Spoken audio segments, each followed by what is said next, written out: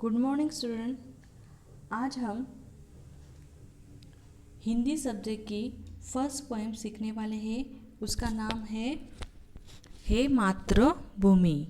मातृ मतलब माँ, भूमि मतलब जमीन, ती धरती माँ। हे मातृभूमि। उनके कवि है राम प्रसाद बिस्मिल। उनका जन्म 1897 में हुआ था और मृत्यु 1927 में गोरखपुर में हुई थी। उनका परिचय है। राम प्रसाद बिस्मिल भारत के महान स्वतंत्रता सेनानी ही नहीं बल्कि उच्च कोटि के कवि, अनुवादक, बहुभाषाविद व साहित्यकार भी थे।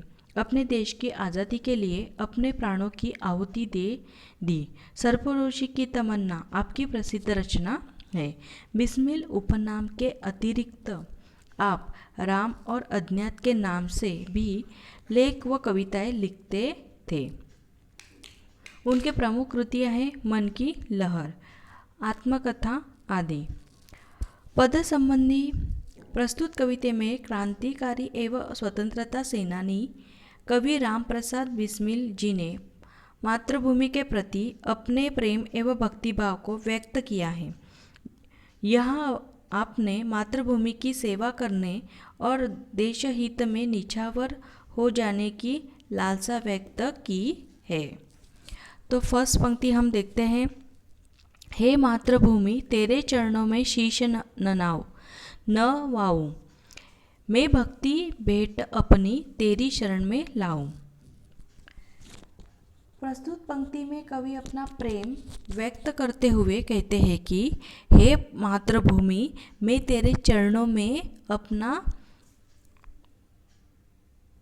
मस्तक झुकाता हूँ। शीश मतलब सर, और नवाऊ का मतलब है झुकाना। तो मैं अपना मस्तक क्या झुकाता हूँ, मैं अपनी भक्ति की भेंट आपको अर्पित करता हूँ। मातृभूमि के शरण में जाने की कवि की इच्छा है। माथे पे तू हो चंदन, छाती पे तू हो माला, जीवा पे गीत तू हो मेरा, तेरा ही नाम गाऊं। अभी क्या कवि कहते हैं कि कवि के मस्तक पर मातृभूमि चंदन के समान और छाती पर माला के समान शोभित है। उनकी जीवा मतलब जीभ, टंग पर मातृभूमि के गीत सदैव रहते हैं। आगे देखते हैं।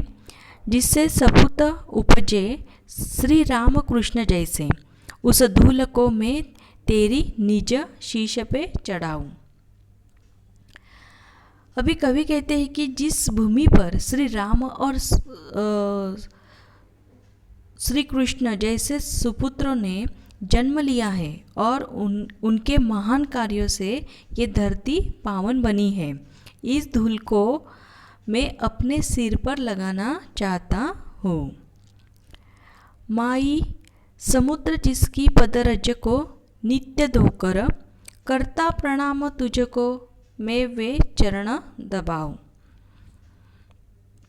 कवि कहते हैं कि जिसके चरण को छूकर सागर प्रणाम करता है। रज मतलब क्या धूल। उन चरणों को दबाकर कवि मातृभूमि की सेवा करना चाहते हैं।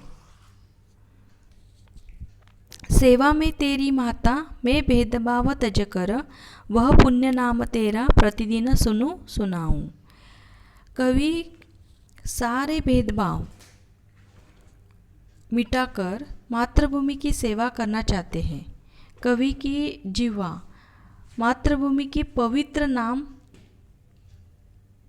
जीवा में क्या मातृभूमि का ही पवित्र नाम रहे और कानों में मातृभूमि का ही नाम सुनाई दे। लास्ट पंक्ति हम देखते हैं।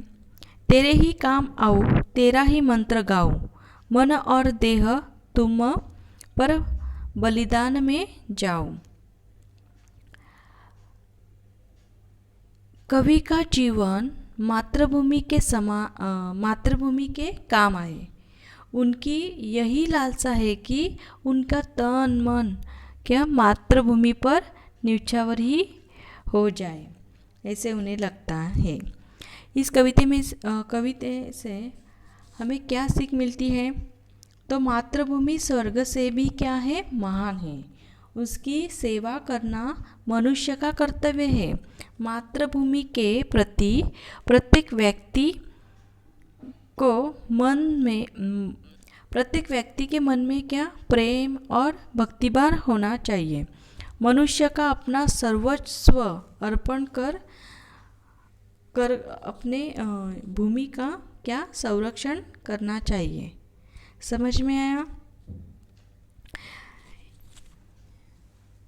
इस पोएम का जो स्वाध्याय है वो आपको नोटबुक में लिखना है। ठीक है, बाय।